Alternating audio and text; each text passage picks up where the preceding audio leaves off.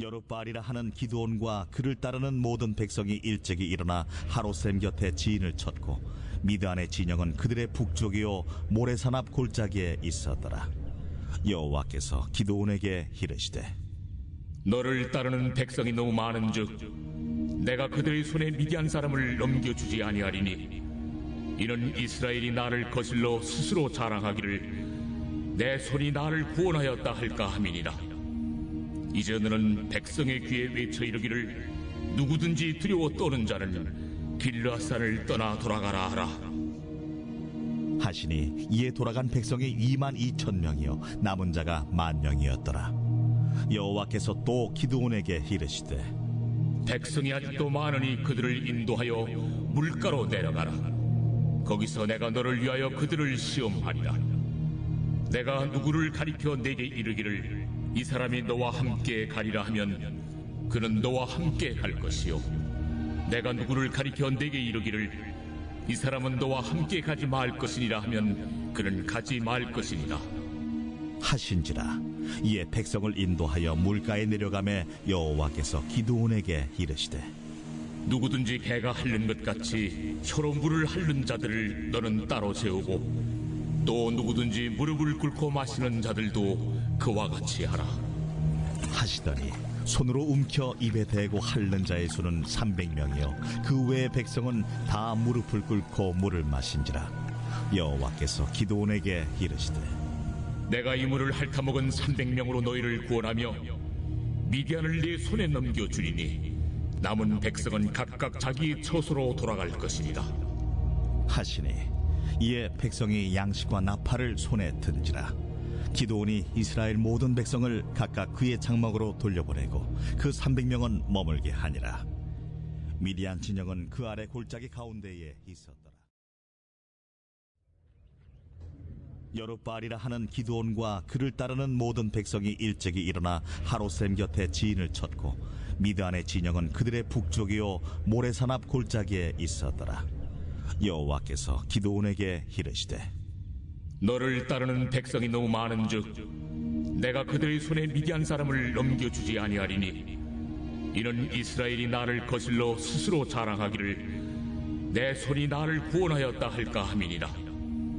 이제 너는 백성의 귀에 외쳐 이르기를 누구든지 두려워 떠는 자는 길르앗산을 떠나 돌아가라 하라. 하시니 이에 돌아간 백성이 22,000명이요 남은 자가 10,000명이었더라. 여호와께서 또 기드온에게 이르시되 백성이 아직도 많으니 그들을 인도하여 물가로 내려가라. 거기서 내가 너를 위하여 그들을 시험하리라.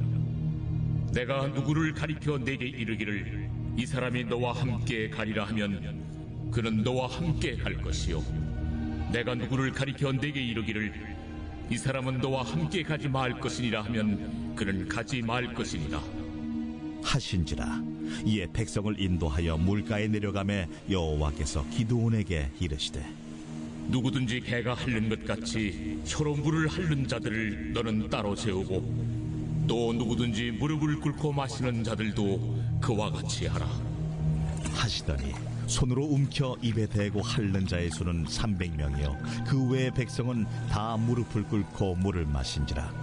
여호와께서 기드온에게 이르시되 내가 이 물을 핥아먹은 300명으로 너희를 구원하며 미디안을 네 손에 넘겨주리니 남은 백성은 각각 자기 처소로 돌아갈 것이니라.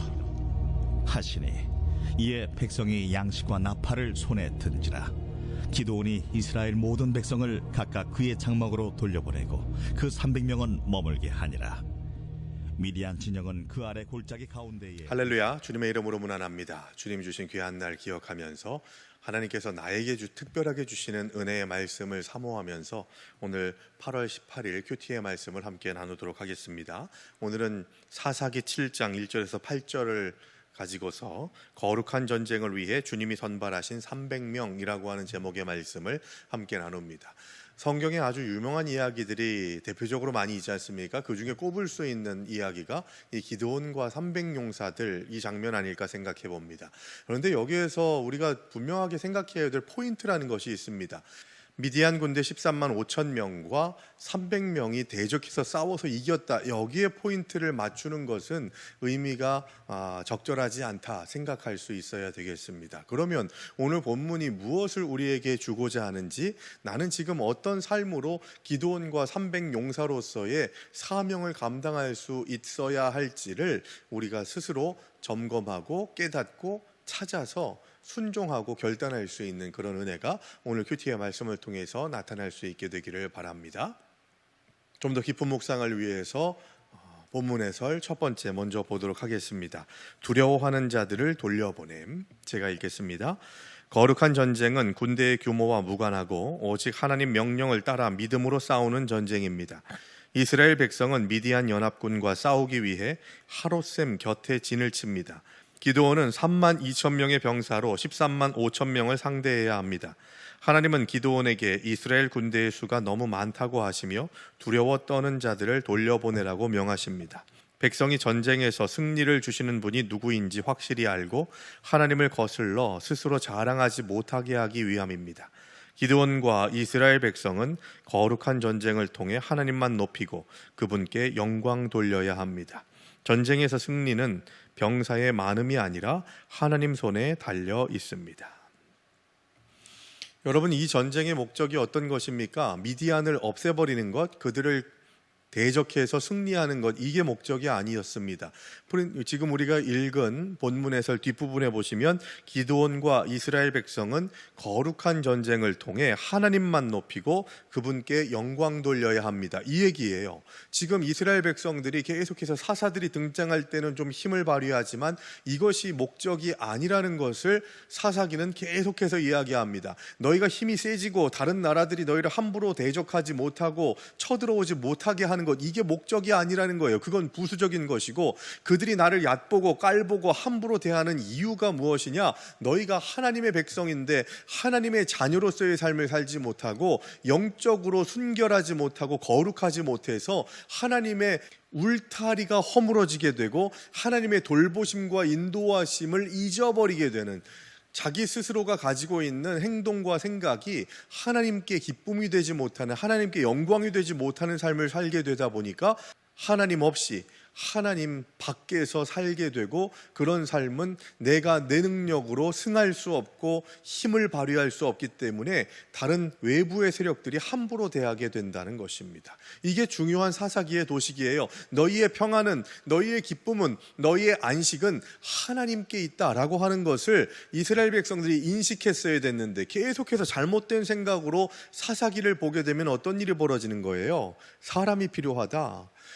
힘 있는 사람, 능력 있는 지도자가 없으니까 우리 공동체가 이렇게 흐트러지는 것이다 라고 하는 그런 생각을 하게 됩니다. 그렇게 되다 보니까 사사들이 등장했을 때는 정신 차린 것 같은데 그 사사들이 시대가 지나고 난 다음에 다시 또 패역하게 되는 거예요. 그래서 하나님이 징계하시게 될 때에 이방 민족들을 사용하시는 것이죠. 그 이방 민족들이 쳐들어오면 다시 또 하나님께 부르짖고 회개하면 다시 하나님이 그 징계를 철회하시고 구원해 주시는, 그랬다가 다시 또 사사들이 없어지게 되면 다시 또 죄를 짓게 되는 일들이 계속해서 순환하게 되는 역사가 사사기의 역사라는 것입니다. 사사기뿐이겠습니까? 지금 이 시대에 우리들도 마찬가지죠. 그러므로 우리는 배신, 징계, 회개, 구원이라고 하는 이 사사기의 사이클에서 나는 지금 어디에 서 있는가를 점검해야 되는 것입니다. 그리고 오늘 기드온과 300용사들을 통해서 기드온이 필요했던 거야, 300명의 용맹한 용사들이 필요했던 거야 라고 하는 그런 생각들이 우리들에게 자리 잡아서는 안 된다는 거예요. 왜 이스라엘 백성들이 미디안의 13만 5천 명의 연합군에 대적해서 싸울 때 3만 2천 명, 그것도 정말로 감당이 안 되는, 될 수 없는 그런 숫자 싸움인데 3만 2천 명을 다 집어넣어도 문제가 될 판인데 많다라고 하신 이유가 뭐냐는 거예요. 너희의 능력으로 지금 이렇게 전쟁을 수행해서 승리하게 해줄 것인데, 숫자가 많아서, 우리가 힘 있는 용사들이 많아서 기드온의 전략이 출중해서, 그래서 하나님께서 주신 이 승리의 기쁨을 자신들의 영광으로 돌려버리려고 하는 생각들을 갖게 될까 하는 그런 마음을 사전에 잘라버리시려는 하나님의 의도였다는 겁니다. 왜 그럴까요?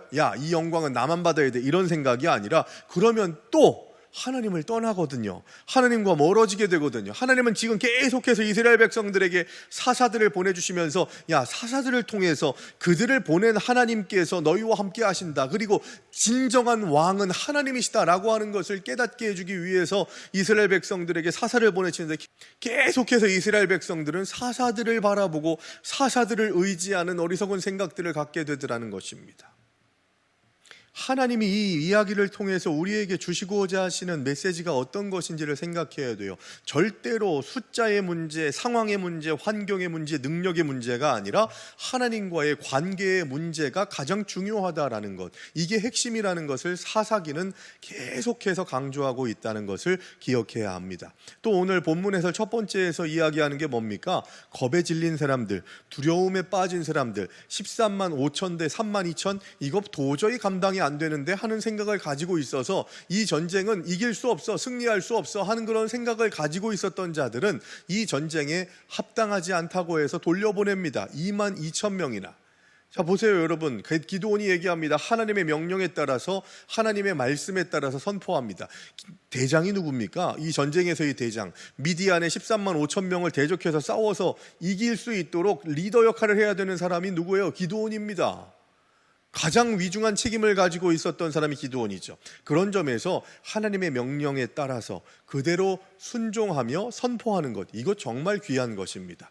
기드온이 겁쟁이긴 합니다만 하나님께 사명을 감당하겠다고 고백하고 난 다음에 이거 잘한 거예요. 하나님의 명령에 따라서 순종했다는 거죠. 하나님의 사역에는 많고 적음의 문제, 높고 낮음의 문제, 건강하고 건강하지 못함의 문제, 많이 배우고 적게 배움의 문제가 아니라는 것을 계속해서 말씀하고 있습니다.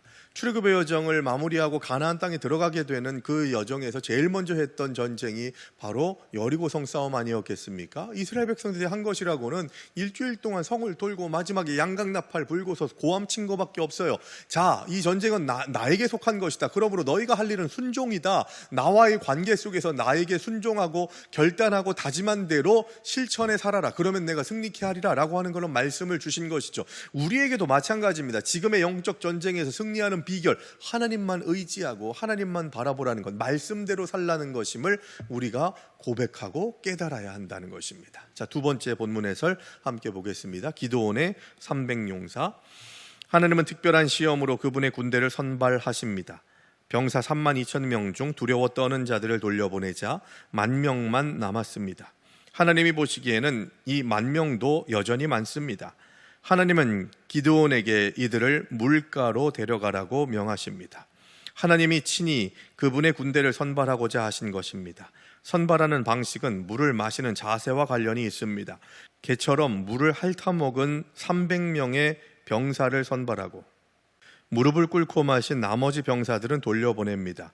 왜 이런 방식으로 군대를 선별하셨는지는 알 수 없습니다. 한 가지 분명한 것은 적은 수의 병사들을 세우고자 하신 점입니다. 비록 소수라 할지라도 하나님이 함께 하시면 승리하는 군대가 될 수 있습니다. 여러분, 기드온과 300용사 어떤 생각이 들죠? 300용사라고 하면 아주 구별된, 준비된 최정예 요원, 이런 식으로 생각하는 경향들이 참 많습니다.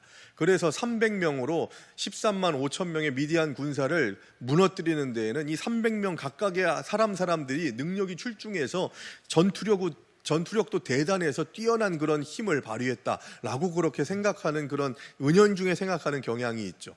여러분 생각해 보세요. 물을 먹는 방식으로 300명을 속간했다. 이건 뭘 얘기하는 걸까? 이런 식으로 설명하는 것도 있더라고요.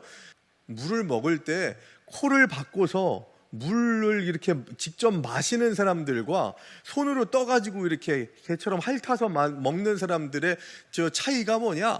적이 갑자기 기습을 했을 때 코를 물에 바꿔서 먹는 사람들은 즉각적으로 대응할 수 없지만 손으로 이렇게 떠가지고 핥아 먹는 사람들은 시야를 볼 수 있기 때문에 빨리 그것을 대처할 수 있으니까 그래서 300명을 뽑은 것이다. 그런 식으로 설명하는 그런 분들도 계시더라고요. 옳지 않다고 봅니다. 그게 옳은 해석일까요? 그래서 전방을 주시하면서 먹는 그런 훈련까지도 했기 때문에 그 전쟁에 합당하다. 그러면은 그 사람들이 가지고 있는 능력에 의지하는 것이죠. 하나님께서는 그저 300명 정도만 뽑으시기 위해서 그냥 분류하신 겁니다. 그러면 뭐가 될까요? 자, 기드온과 300용사들이 하나님께서 역사하시는 은혜 가운데에서 하나님의 방법으로 승리했습니다. 그러면은 이들이 칭송받을 것이 아니라 그저 하나님께 택함 받은 것을 감사해야 되는 것이죠. 웬만한 사람 같았으면은 막 정신이 빠지고 혼이 빠졌을 텐데 내가 누구야 내가. 300용사 안에 들어가서 당당하게 저 미디안의 13만 5천 명을 죽인 거 아니야? 승리한 거 아니야? 쟁취한 거 아니야? 라고 하는 식의 생각들을 가지는 것은 정말 하나님 앞에 불경스러운 것이죠. 그래서 우리가 기드온과 300용사들이 헌신하는 이 헌신을 통해서 하나님께서 구별하시고 택해 주신 것, 그래서 나를 택해 주시고 그 은혜, 그 역사에 참여할 수 있게 하신 것 자체가 은혜라고 하는 고백이 우리에게 있어야 되는 거예요. 하나님, 내가 능력이 있지 않습니까? 저 김집사보다 훨씬 잘하는 게 많고 저 이권사보다 잘하는 게 많으니까 하나님이 날 부르신 거지요 하는 식의 생각을 갖게 될 때 기드온의 300용사들의 이야기는 아주 잘못 해석되게 되는 겁니다. 그저 나를 써주신 것이 감사합니다 라고 하는 고백이죠. 그만큼 우리도 마찬가지입니다. 우리도 뭐 내세울 것 없고 내가 다른 사람들보다 요 사람보다는 좀 나을지 몰라도 생각해 볼 때 우리보다 잘난 사람들이 세상에 얼마나 많이 있습니까? 중요한 건 뭡니까? 내가 하나님께 쓰임 받는 것 자체가 은혜라고 하는 고백, 이 고백이 우리에게 있어야 된다는 거죠. 기드온의 300용사, 이 말씀의 핵심은 뭐냐? 하나님께서 선택해 주셨다, 선택해 주신 은혜가 너무 감사하다라고 하는 고백이 있어야 된다는 거죠. 야곱과 에서 쌍둥이잖아요. 뭐라고 말씀드렸습니까? 쌍둥이라는 의미 뭐죠? 똑같다라는 얘기 아니겠습니까? 야곱이 잘나가지고 장자권을 어차피 하나님께서 주시려고 계획하셨고, 에서는 무식하고 그냥 밖에 나돌기만 좋아하니까 야곱을 택하셨다라고 하는 식의 생각으로 이 야곱의 이야기를 풀어내서는 안 된다고 말씀드렸습니다. 야곱은 교활한 자예요. 사기꾼 같은 자인데 하나님께서 야곱을 택할지 에서를 택할지의 선택권이 누구에게 있다고요? 하나님께 있다는 거예요. 그러면서 쌍둥이 중에서 야곱을 택하셨다는 것은 니나 얘나 똑같은데 은혜를 받은 자가 야곱이다. 그러므로 여러분, 선택받은 것이 은혜인 줄로 믿으시기 바랍니다. 이 어지러운 세상 가운데에서 하나님의 백성으로 사는 것, 하나님께서 기뻐하시는, 하나님께서 원하시는 삶이 무엇인지를 성경을 통해서 알기 원하고 기도를 통해서 깨닫기를 원하는 마음가짐으로 살아가는 크리스찬이 되어서 사는 것을 감사하시기 바랍니다. 그리고 그 많고 많은 교회들 가운데에서 이 화평교회에서 같이 신앙생활을 감당하는 것을 기쁨으로 여기시기 바랍니다. 화평교회에서 하나님께서 이 교회를 섬기라고 선택하신 것을 은혜로 여기셔야 됩니다. 내가 생각하기에 더 좋다고 여겨지는 교회들 많이 있겠죠. 그러나 하나님께서 왜 하필이면 이 많은 교회들 가운데에서 화평교회에서 헌신하게 하셨는지, 이것도 참 은혜로 우리가 고백할 수 있어야 하겠습니다. 그런 고백과 다짐으로 접근하게 될 때 모든 것이 하나님의 은혜라는 고백을 가지고 살게 되고 모든 것에 감사할 수 있는, 그리고 잘못된 생각으로 봐라 내가 능력 있고 힘이 있어서 여기까지 온 거 아니냐 이런 식의 생각들을 십자가 앞에 못 박을 수 있는 그런 결단 또한 할 수 있다는 것을 우리가 기억해야 하겠습니다. 묵상 에세이 함께 보겠습니다. 싸움의 목적을 아는 군사. 그리스 중동부에 위치한 테르모필레에 가면 해발 15m 남짓되는 낮은 언덕이 하나 있습니다. 영화 300으로 유명해진 이 콜로노스 언덕은 스파르타 왕 레오니다스가 300명의 전사와 함께 페르시아 대군과 격전을 벌인 장소입니다. 300명의 스파르타 전사는 300만 명의 페르시아 대군에 맞서 무려 7일 동안 저항하다 모두 장렬히 전사했습니다. 후퇴를 몰랐던 그들은 무기가 부서져 산산조각이 날 때까지 싸웠고 무기가 부서지자 맨손으로 치열한 전투를 펼쳤습니다. 그들의 끈질긴 저항 덕에 후방에 있던 그리스 군대가 전열을 정비하고 전투에 임할 수 있었습니다. 그 결과 그리스 연합군은 살라미스 해전에서 대승을 거두었고 페르시아는 이 패배를 기점으로 멸망의 길로 접어들었습니다. 콜로노스 언덕에 있는 아주 오래된 비석에는 이런 비문이 적혀 있습니다. 나그네들이여, 스파르타에 가면 전해주오. 우리는 스파르타인답게 싸웠고 그리하여 여기 묻혔노라고. 가장 강한 군대는 무엇을 위해 싸우는지를 아는 군대입니다. 그래야 생명을 다하게 되기 때문입니다. 가장 그리스도인다운 삶은 하느님 나라의 군사로서 이 세상에 하나님 나라가 완전하고도 영원하게 실현되는 것을 갈망하며 죄의 세력과 죽기까지 싸우며 살아가는 것입니다. 우리의 존재 가치와 인생의 진정한 의미는 하느님 나라 군사로서 그 영원한 승리를 갈망하며 살아가는 가운데 비로소 발견됩니다. 이 역사적인 목적에서 보게 되면 이들은 페르시아 군대가 진격하는 것을 막는 것이 목적이었습니다. 죽을 수밖에 없다라고 하는 그런 생각을 할 수밖에 없었겠죠. 그래서 기드온의 300용사와 스파르타의 300용사는 좀 결이 다릅니다. 이들은 적의 전진을 막기 위한 목적이었던 것이고, 우리는 하나님의 영광과 하나님의 뜻을 위해서 헌신하는 기드온의 300용사들이 되어야 하는 것이었던 거죠. 그래서 이 스파르타의 300용사들은 졌지만 지지 않은, 자신들의 희생을 통해서 더 큰 전쟁에서 승리하게 하는 그런 일들을 감당하게 했다는 점에서 대단히 숭고했다라고 그렇게 칭송받는 것이죠. 300명이 300만을 대적해서 7일 동안 그 싸움을 끌었다. 참 대단한 일이죠.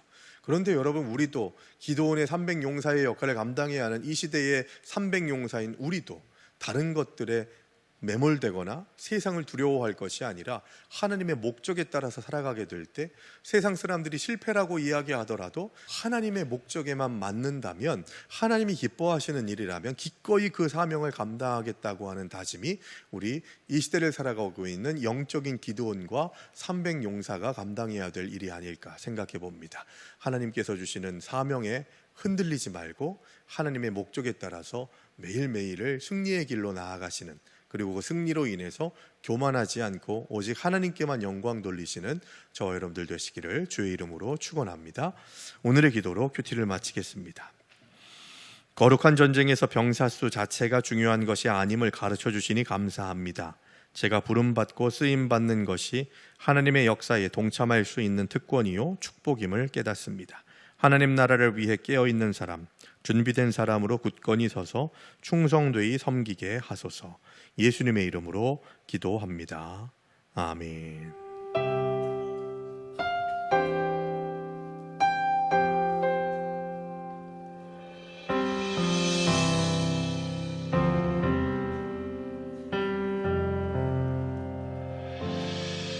승리가 무엇인 줄 아는가?